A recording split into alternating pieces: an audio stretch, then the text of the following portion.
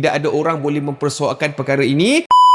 Hari ni aku nak jawab satu soalan daripada netizen yang tanya hari tu. Dalam keadaan di mana di atas jalan ada iringan polis yang sedang escort VIP yang seperti kita dah pernah listkan dalam video sebelum ini, dan dalam keadaan yang sama ada juga ambulans yang ingin menggunakan jalan tersebut. Adakah prioriti akan diberi kepada iringan polis yang sedang bawa VIP ni ataupun akan diberi kepada ambulans yang sedang berada ke dalam kecemasan? So jawapannya very easy, dan ada undang-undang sebenarnya yang dah ajar kita siapa sebenarnya akan mendapat hak laluan. Okay?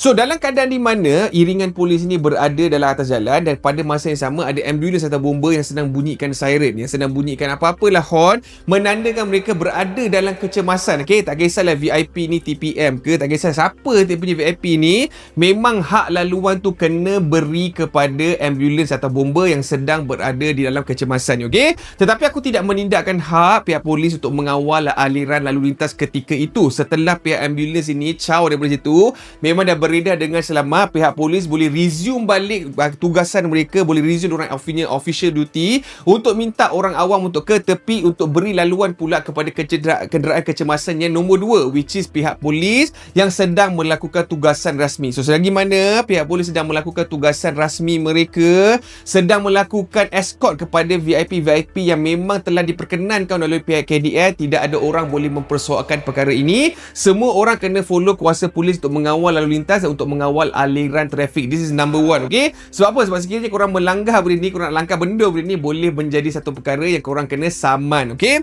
Dan dalam keadaan di mana kau nak tanya aku, mana kita nak tahu ada emergency atau tidak? Of course, kau takkan tahu sama ada emergency atau tidak selagi mana kita nampak bahawasanya iringan-iringan mereka ini tidak memberi kesusahan kepada orang lain, tidak memberi apa-apa impact kepada pengguna jalan raya yang lain, maka kita boleh katakan pihak polis sedang melakukan tugasan dengan betul lah. Cuma dalam keadaan di mana ada perlebutan jalan di antara pihak ambulans, bomba bersama-sama dengan iringan VIP ni, of course pada setiap masa memang kita kena tahu hak jalan ataupun prioriti kepada jalan akan diberi kepada kenderaan-kenderaan kecemasan mengikut kaedah 9, kaedah lalu lintas, okey?